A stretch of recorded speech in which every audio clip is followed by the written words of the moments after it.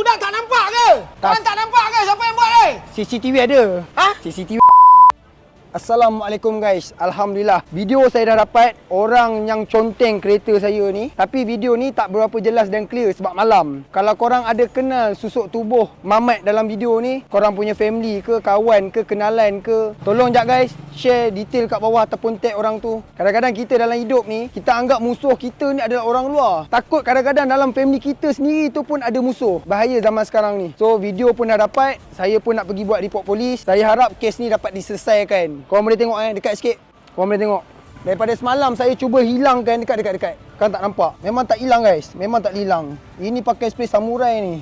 Tak apalah. Korang boleh tengok video dekat dalam ni. Tolong saya jap guys. Kalau korang kenal lah orang yang kat dalam video ni. Saya nak tuduh pun takut jadi fitnah. Risau. Takkan dia yang buat. Sebab dia brotherhood dengan saya. Memang saya dengan dia lepak minum. Tapi takkan semua orang yang macam tu. Saya rasa orang lain. Guys, saya minta tolong sangat dengan korang. Saya harap kes ni dapat diselesaikan. Dan saya pun nak pergi hantar kereta saya ni, nak pergi cat. Korang tolong saya. Kat mana ada kat dalam Malaysia ni kedai cat yang power, yang premium. Saya nak cat kereta ni bagi elok sikit lah. So saya kena kutuk. Tulisan pun tulis kaki botol macam ni. Tak apa lah guys. Macam biasa guys, looking, lu mari.